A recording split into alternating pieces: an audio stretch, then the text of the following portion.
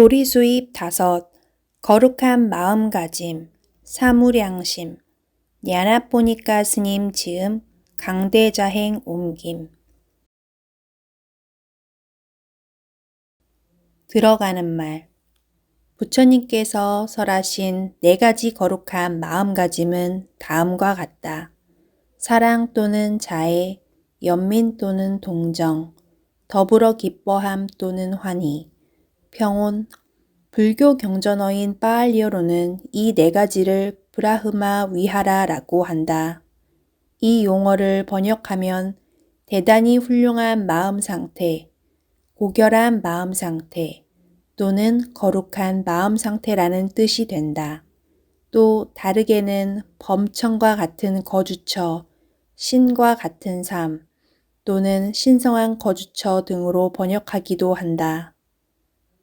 이 4가지 마음가짐이야말로 중생을 대하는 데 있어 올바른 자세일 뿐만 아니라 가장 이상적인 자세이기도 하기에 훌륭하다 또는 거룩하다고 일컫는 것이다. 실제로 이 4가지 마음가짐은 사회생활에서 일어나는 온갖 상황들을 원만하게 해결해 줄 길을 열어준다.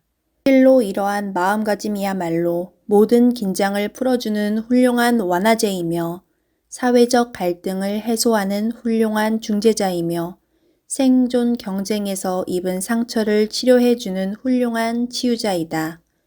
또한 사회적 장벽을 헐어내는 평등의 구현자이며 조화로운 공동사회의 건설자이다.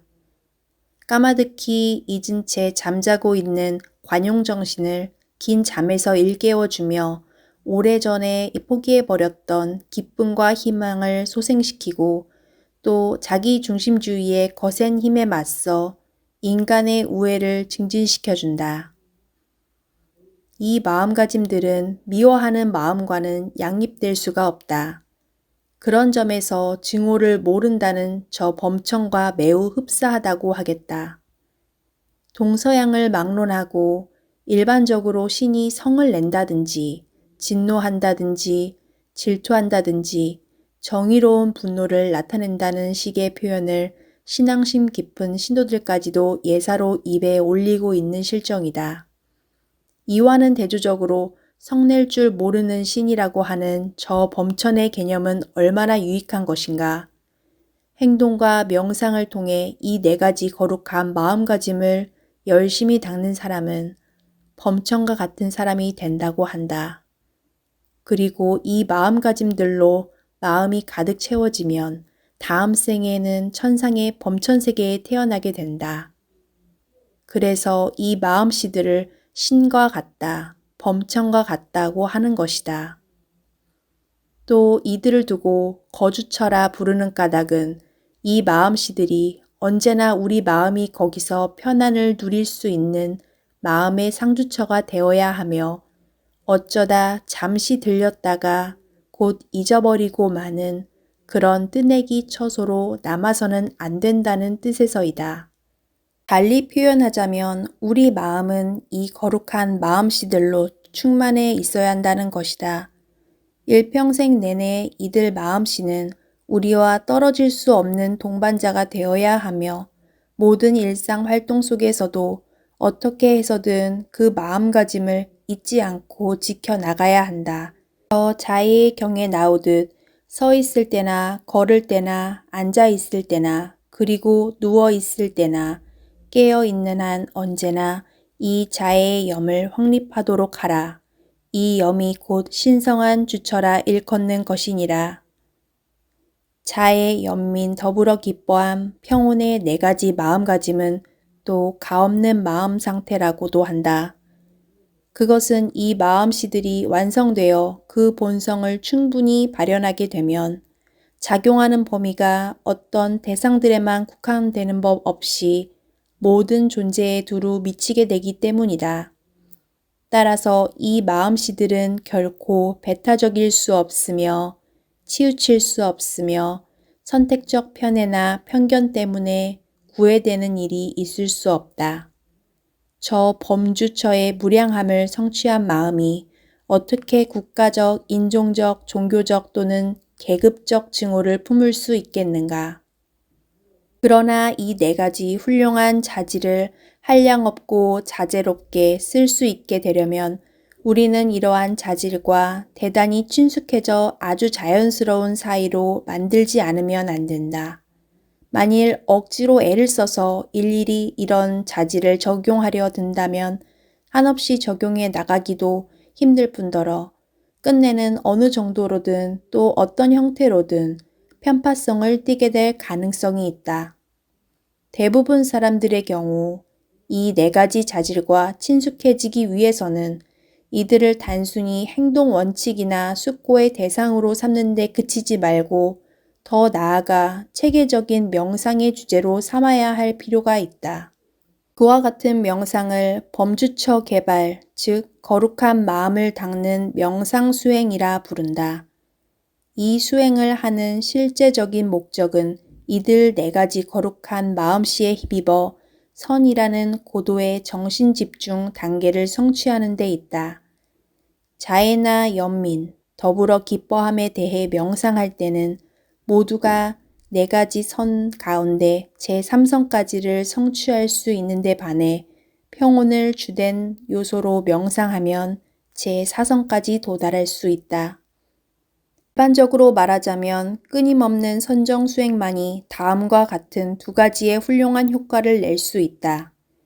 첫째는 이 네 가지 자질을 마음속 깊이까지 배이게 하여 쉽게 무너지지 않을 만큼 안정된 자연스러운 태도로 정착시키는 일이다.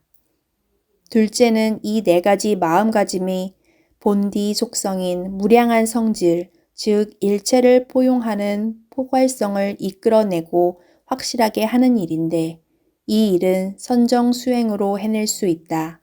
사실 불경에서 사무량심 닦는 법을 상세히 설명할 때도 그 주안점은 이들 거룩한 마음 상태에 가없이 큰 성질을 점차적으로 펼쳐 나가는 데 두고 있다.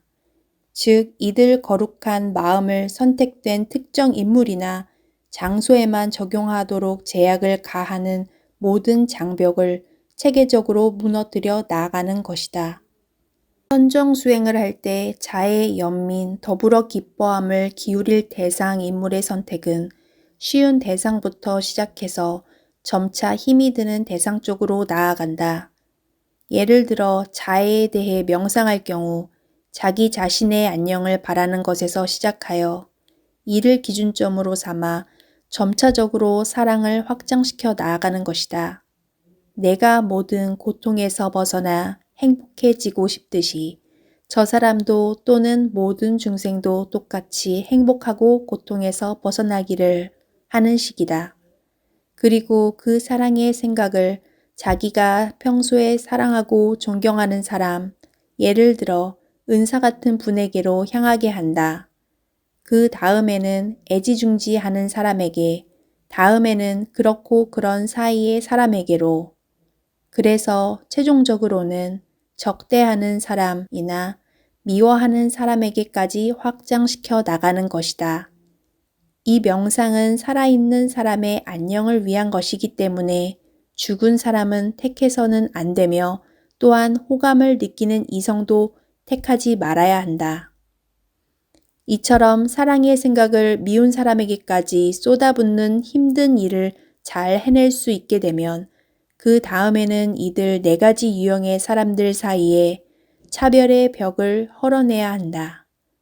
그래서 조금도 차이를 두지 않고 그들 모두에게 똑같이 사랑을 뻗쳐야 한다. 공부가 이 단계까지 가면 수행자는 이미 높은 정신집중 단계에 도달하여 있을 것이다. 즉, 정신적인 상사 영상이 나타남과 더불어 근접 삼매에 도달하고 있을 것이다. 여기서 더 나아가면 초선이라는 본 삼매에 이르게 된다. 이런 식으로 한 걸음 한 걸음 나아가게 되는 것이다. 공간적인 확장의 경우에도 수행자는 처음에는 자기의 바로 주변, 가족 등에서부터 시작한다.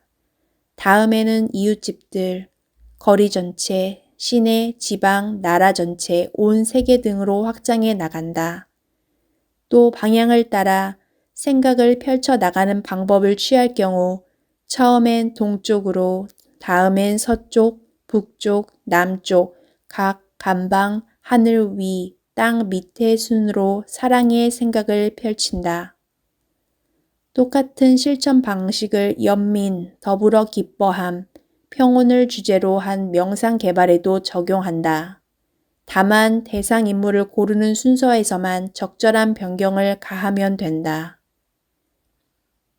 이와 같은 범주처선을 얻고자 하는 궁극적 목표는 모든 현상의 참 성품이 무상하며 괴로움으로 변하기 마련이며 실체가 없는 것임을 여실히 꿰뚫어보는 통찰력, 즉 해탈을 실현시키는 관을 위해 확고한 기반이 될 수 있는 마음 상태를 이루는 데 있다.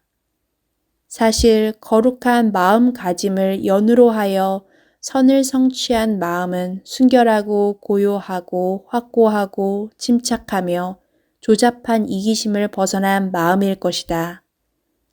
그런 마음이 되어야만 해탈이라는 최종적 과업, 윗바사나에 의해서만 완성될 수 있는 그 과업을 수행할 준비를 제대로 갖추고 있는 것이다. 4가지 거룩한 마음가짐의 궁극 목표는 이 정도로 간략히 살펴보는 데 그치고 거룩한 마음씨들 자체의 의의를 살피고자 했던 본래의 의도로 되돌아가기로 하자. 앞서 한 얘기로 이미 짐작하였겠지만 4가지 거룩한 마음가짐을 개발하는 데는 2가지 길이 있다. 첫째는 일상의 실제 행위와 사고를 그런 방향으로 돌리도록 애쓰는 방법이고, 둘째는 선정을 목표로 체계적인 수행을 하는 방법이다. 이 2 길은 상호 보완 관계에 있다는 것도 알게 될 것이다. 앞서도 언급했듯이 체계적으로 명상 수행을 하면 우리가 인생을 살아가다가 자의 연민 더불어 기뻐함, 평온이 필요한 상황에 마주칠 때마다 이들이 저절로 발현되게끔 할 수 있다. 또 실제로 생각과 말과 행동 속에 이들 4가지 고귀한 자질을 관철해내기 힘겹게 하는 저 수없는 인생사의 도발을 견뎌낼 수 있게끔 우리 마음을 더욱 강하고 침착하게 하는데도 큰 도움이 된다. 한편 우리의 실제 행위가 이들 거룩한 마음으로 더욱더 잘 통제되면 그만큼 화내거나 긴장하거나 짜증스러워지는 마음도 줄어들게 된다. 이런 좋지 않은 마음은 비록 여운일지라도 미세하게나마 우리의 명상 시간에까지 개입해서 들뜸이라는 장애로 나타나게 된다. 우리의 일상생활과 상념이 명상하는 마음에 미치는 영향은 실로 크다. 이 둘 사이의 간격을 꾸준히 좁혀 나가야만 비로소 지속적인 명상의 진전이 가능해지고 따라서 그 최고의 목적을 실현할 기회도 생길 수 있다. 또 거룩한 마음가짐이 주는 축복과 그 반대 성질의 마음가짐이 주는 위험에 대해서 거듭 숙고해 보는 것도 선정 수행의 성공적 발전에 기여할 것이다. 어떤 것을 두고 오랜 시간 걸쳐 여러 번 숙고하다 보면 자연히 그 일에 마음이 기울어져 의욕도 생겨나기 마련이다. 다음 이어지는 글을 독자들에게 마련해 드리는 것도 주로 이런 의도에서이다. 이 글을 거듭 음미해 보는 동안 독자들이 범천의 주처라는 숭고한 경지를 향하여 굳게 마음을 정해서 탐진치 삼독심으로부터 최종적으로 해탈하는 길로 나아갈 준비가 되기를 기원하여 맞이 않는다. 모든 중생들이 행복하기를. 경전에 나오는 기본 글귀 4가지 거룩한 마음가짐. 1. 비구들이여, 여기 한 수행자가 자애에 충만한 마음으로 세상의 4방향 중 한 방향을 가득히 채우며 머문다. 그리고 제2, 제3, 제4의 방향을 채우고 위와 아래 또 두루 주위를 채우며 머문다. 그는 풍부하고 성숙한, 무량하며 저기가 없는 그리고 근심이 가신 자애의 충만한 마음으로 온 세계 곳곳을 한결같이 채우며 머문다. 2. 비구들이여 여기 한 수행자가 연민으로 충만한 마음으로 세상의 네 방향 중 한 방향을 가득히 채우며 머문다.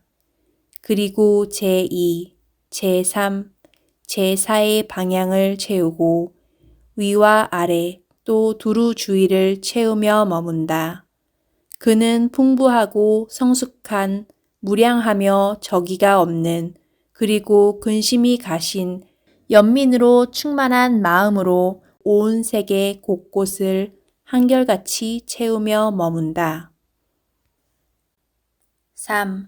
비구들이여 여기 한 수행자가 더불어 기뻐함, 환희에 충만한 마음으로 세상의 네 방향 중 한 방향을 가득 채우며 머문다.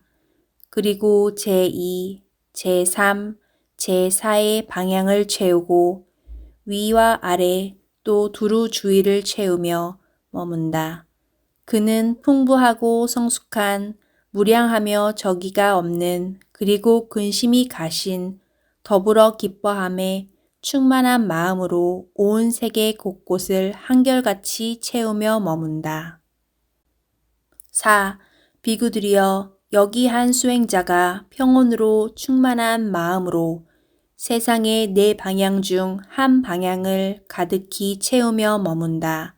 그리고 제2, 제3, 제4의 방향을 채우고 위와 아래 또 두루 주위를 채우며 머문다.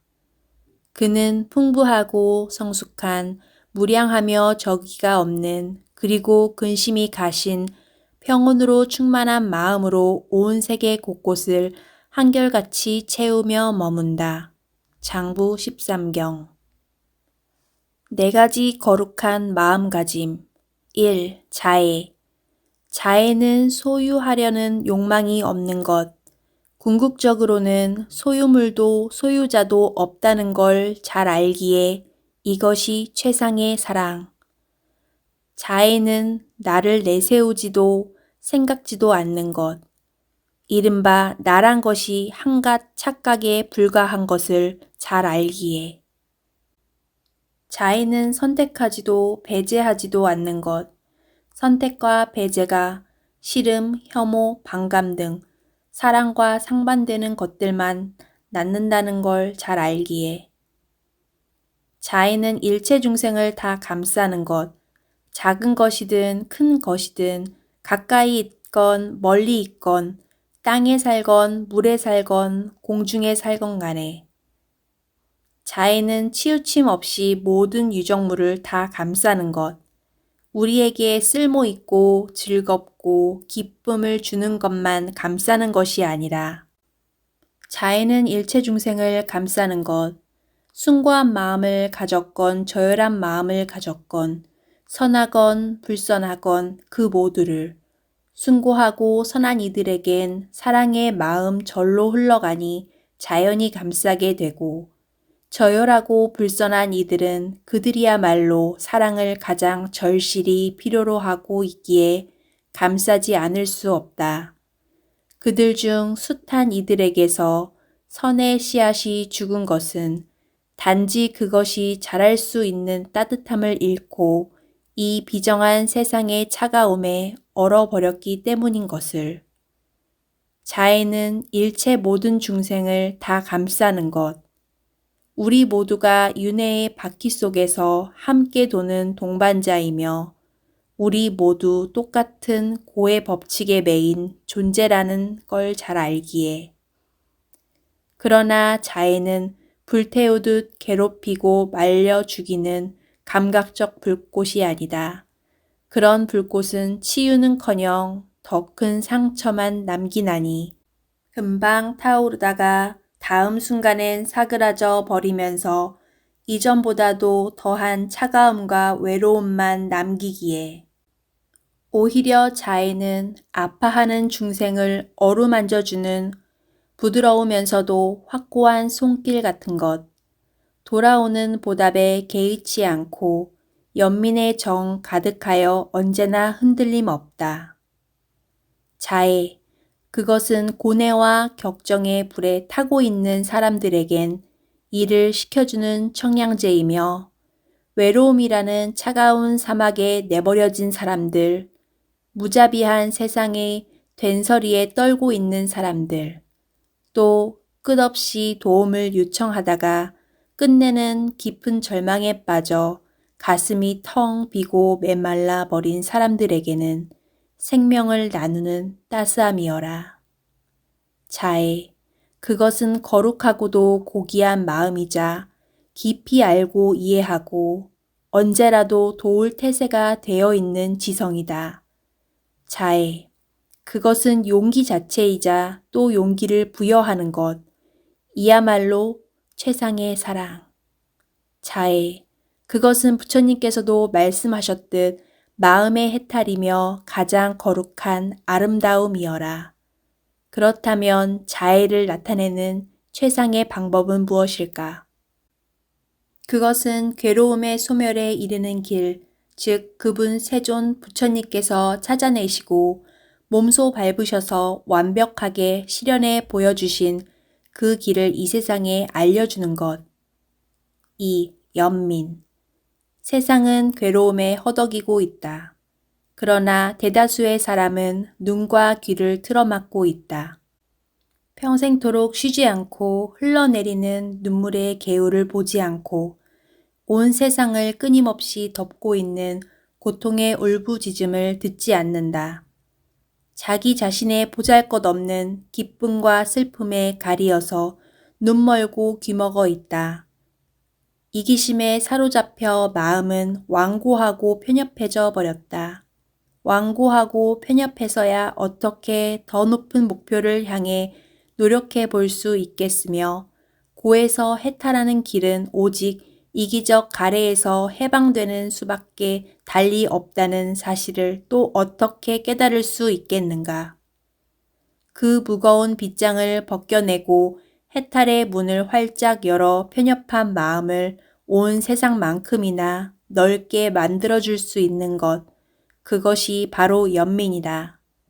연민은 마음을 짓눌러 마비시키는 무기력을 걷어내고 이기심이라는 밑바닥 세계로부터 떨쳐 일어나 비상하도록 날개를 달아준다.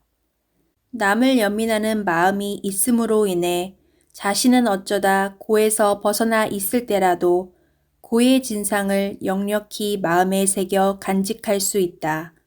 이렇듯 더불어 아파하는 마음을 통해 고를 생생하게 느낄 수 있기에 언제 벼랑간 고통이 닥쳐와도 태연히 맞이할 수 있도록 우리에게 힘을 길러준다. 연민하다 보면 때로는 우리 자신의 처지보다 훨씬 더 고된 남들의 생활을 목격하게 되고 그래서 자신의 운명을 감수할 수 있게 된다. 보라, 슬픔과 고통의 짐에 짓눌린 인간과 축생들, 저 중생들의 끝없는 유랑 대열을, 저들 하나하나가 지고 있는 짐, 바로 그 짐을 우리 역시 지나간 세월, 헤아릴 수 없이 긴 윤회 전생을 통해 내내 실어 날라오지 않았던가. 이 사실을 명심하라. 그리고 그대 마음을 연민을 향해 활짝 열라. 그렇다. 우리의 운명도 다시 이렇게 비참하게 되는지 모른다. 지금 남에게 동정심을 품지 않는 사람도 언젠가는 애타게 그 마음을 찾게 될 것이다. 만일 남의 고통에 대해 더불어 아파하는 마음이 부족하다면 그 사람은 스스로 길고도 고통스런 경험을 겪은 연후에야 비로소 그러한 마음을 배우게 될 것이다. 그것이 이 생의 위대한 철칙이다.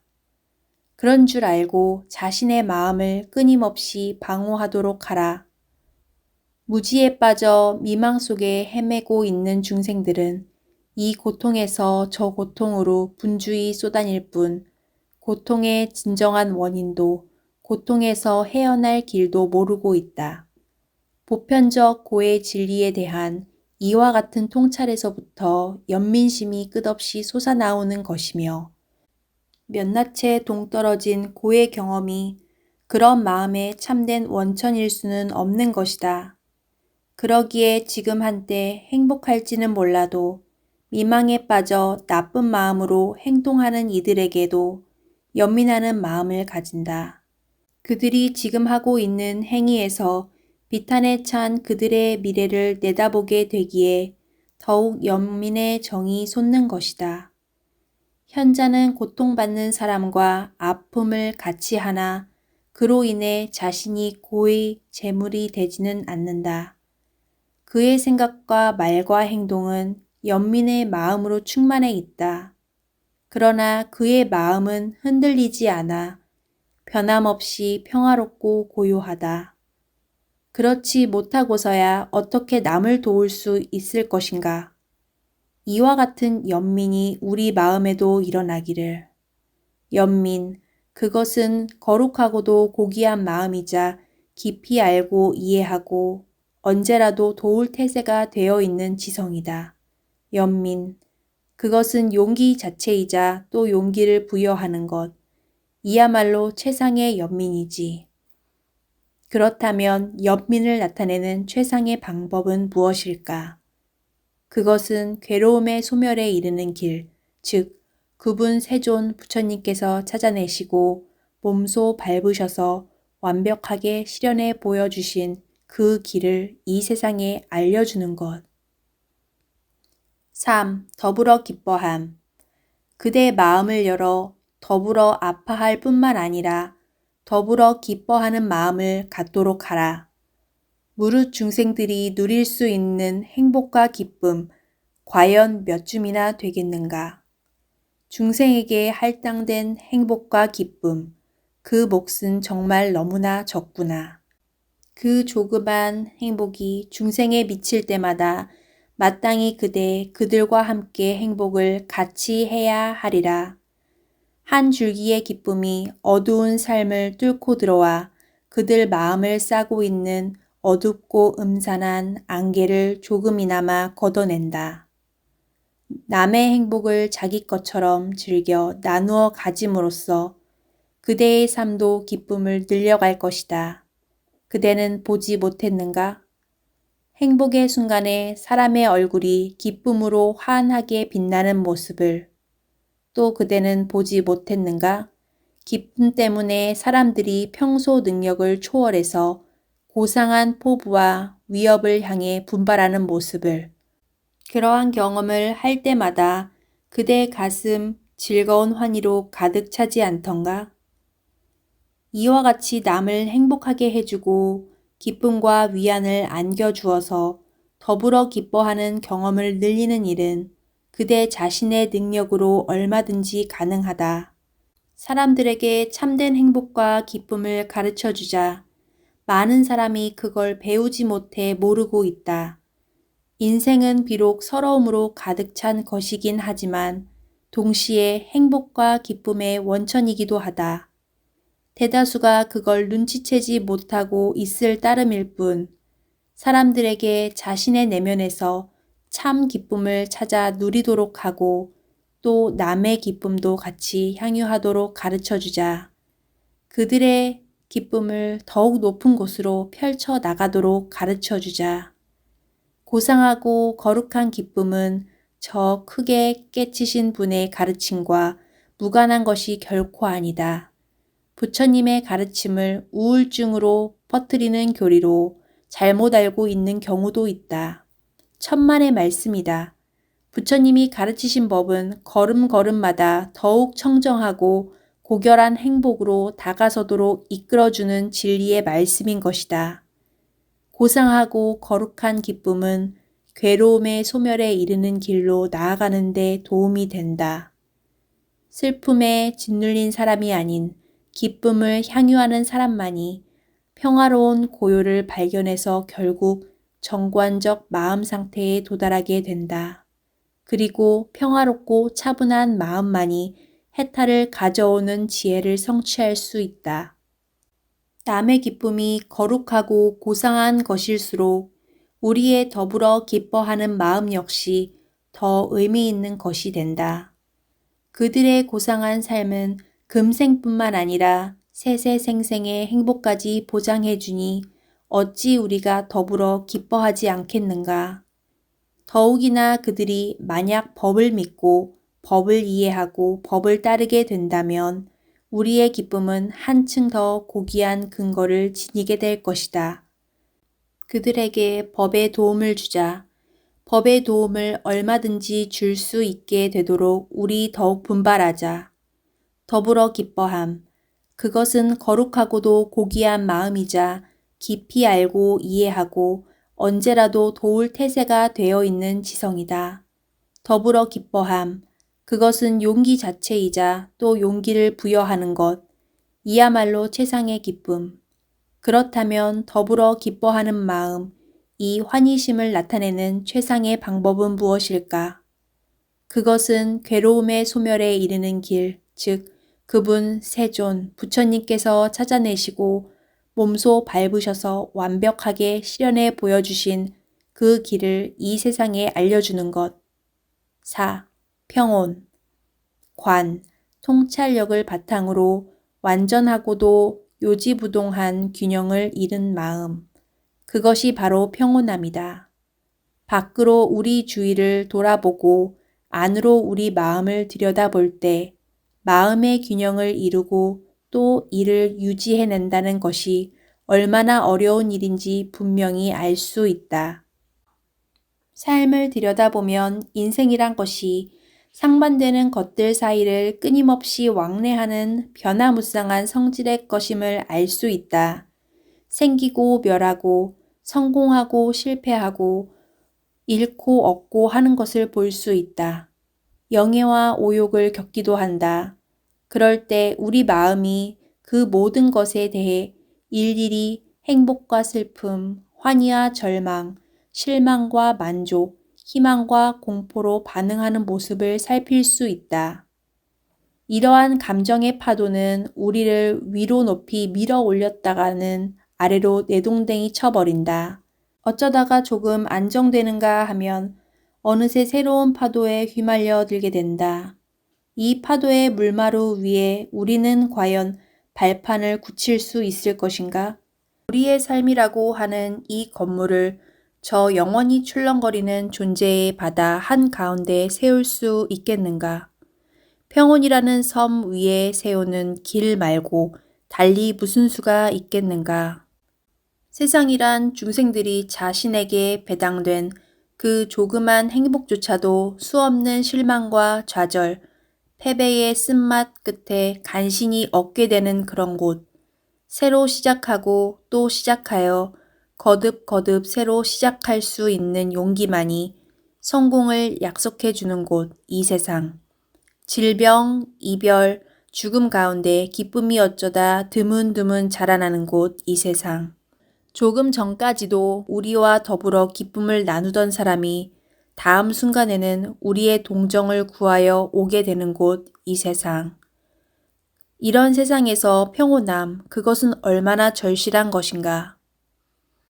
그러나 우리가 필요로 하는 평온은 무관심한 둔감에 기인하는 태평이 아니라 또렷한 정신에 입각한 평온이어야만 한다. 그것은 스스로 얻어낸 고된 훈련의 결과이어야지 결코 지나가는 기분의 우연한 산물이어서는 안 된다.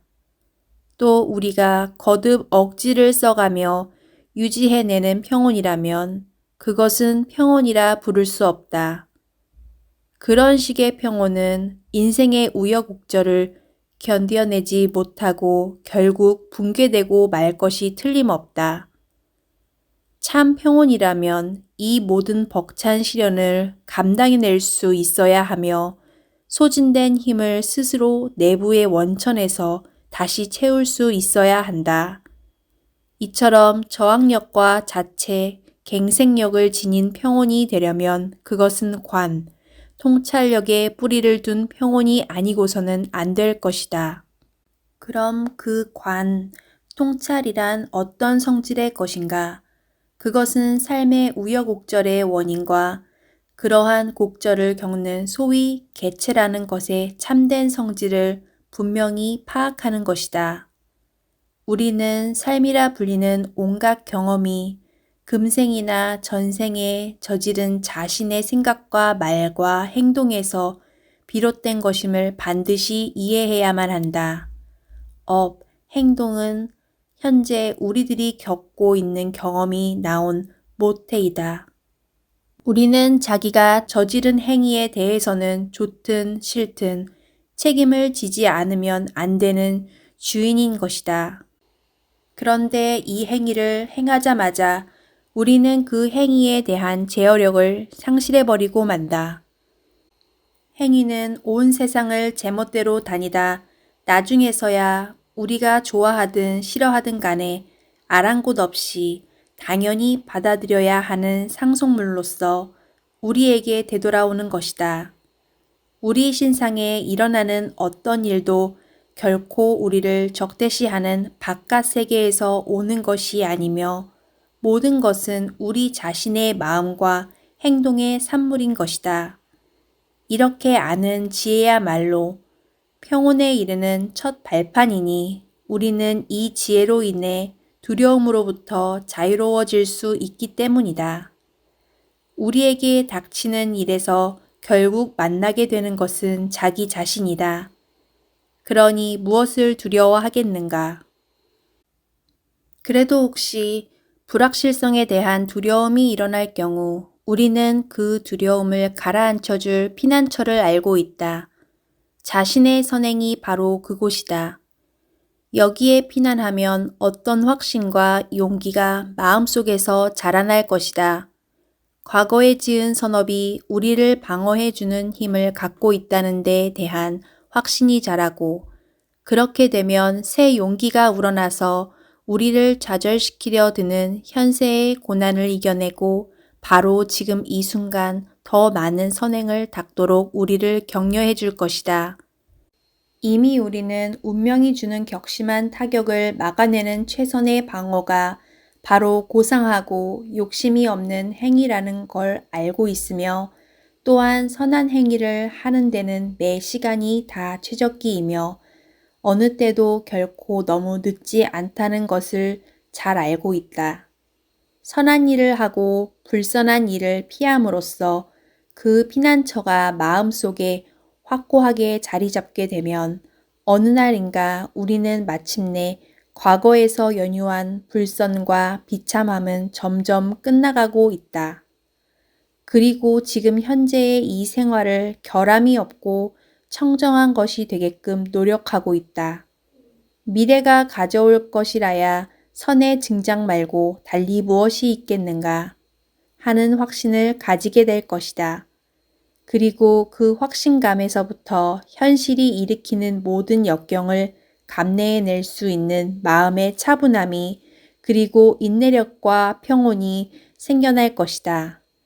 그때서야 우리가 하는 일이 모두 우리의 친구가 될 것이다.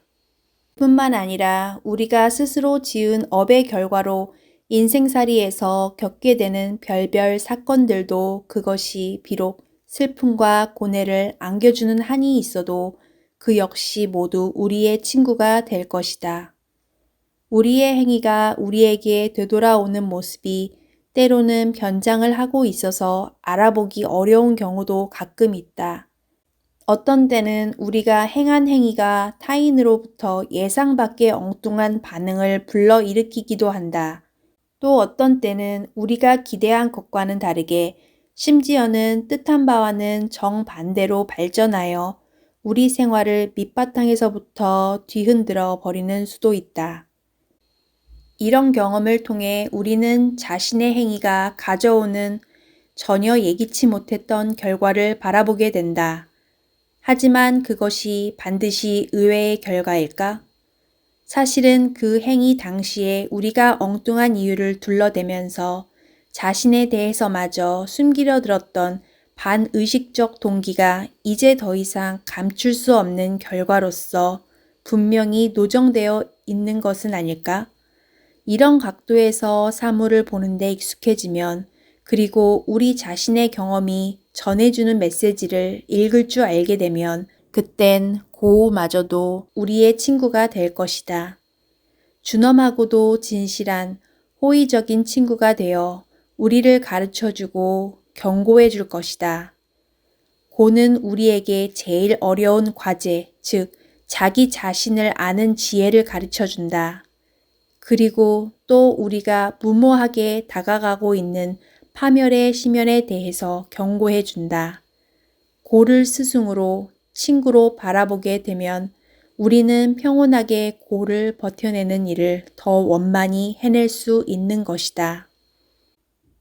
따라서 업에 대한 가르침, 이야말로 업 그 자체로부터 해방시켜주는, 다시 말해 우리를 거듭거듭 재생의 고통 속으로 밀어넣는 저들 행위로부터 벗어나도록 만들어주는 강력한 추진력이라는 사실을 깨닫게 될 것이다.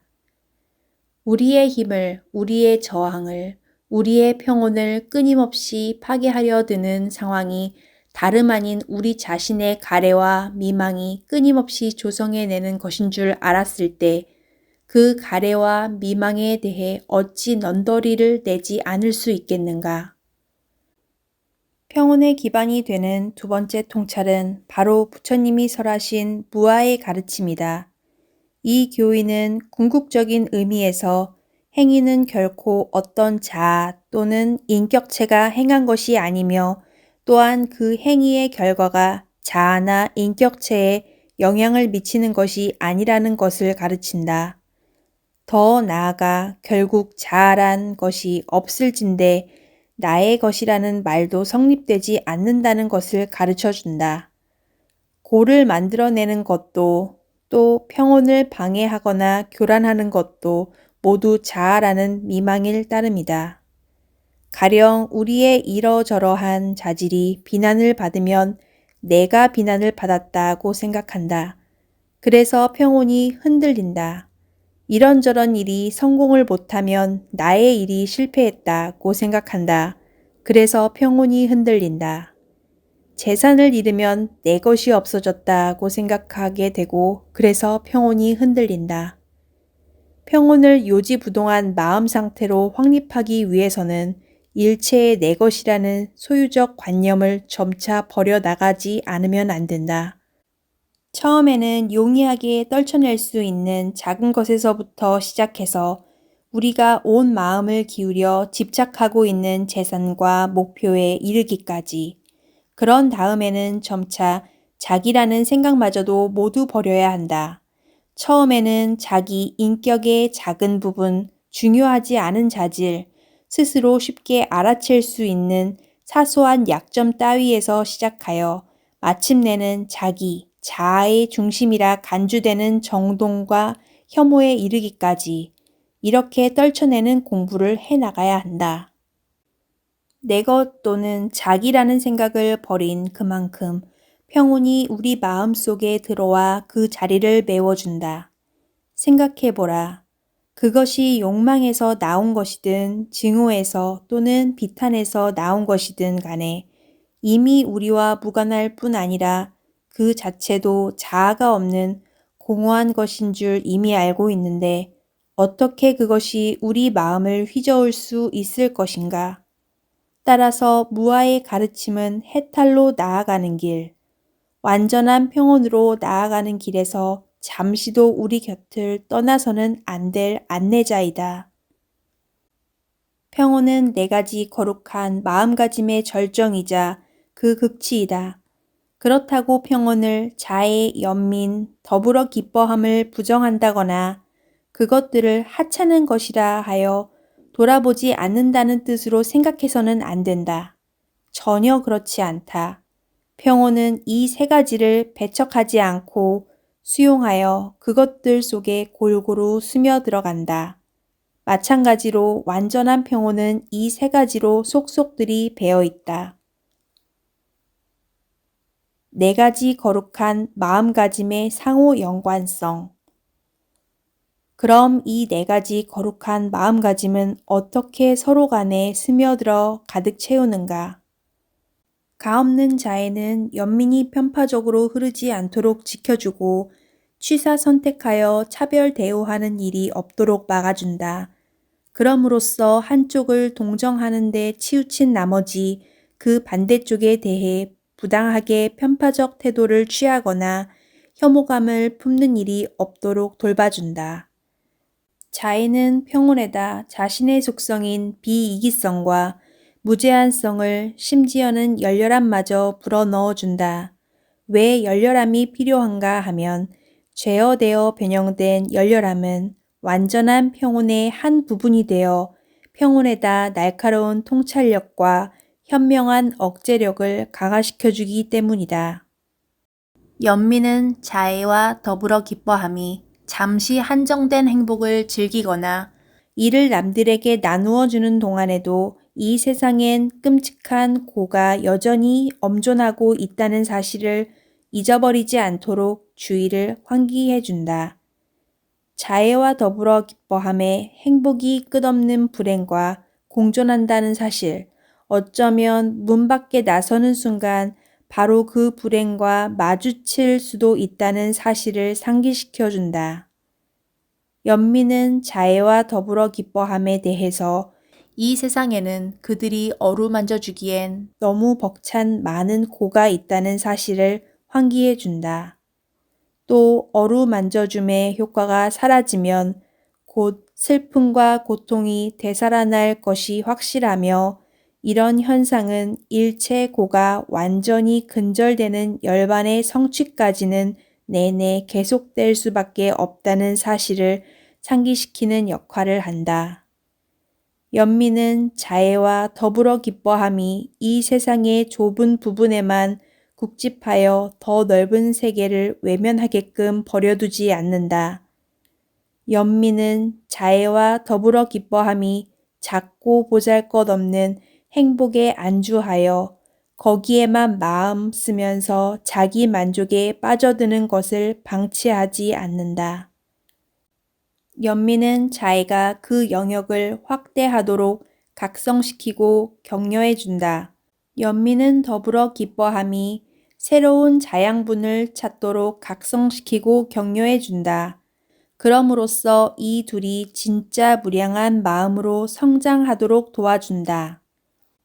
연민은 평온이 차가운 무관심으로 떨어지지 않도록 보호하고 또 나태하거나 이기적인 고립으로 변질하지 않도록 지켜준다. 평온이 완성 단계에 이를 때까지 연민은 평온이 사바세계의 싸움터를 외면하지 않고 거듭거듭 잘 살펴보도록 그래서 더 단련되고 강화되어 그 시련을 견딜 수 있도록 격려한다. 더불어 기뻐함은 연민이 이 세상에 가득 찬 고의 모습에 완전히 압도되지 않도록 또 거기에 휘말린 나머지 다른 모든 것을 돌아보지 못하는 지경에 이르지 않도록 지켜준다. 더불어 기뻐함은 마음의 긴장을 풀어주고 고통스럽게 불타는 연민심을 진정시켜준다.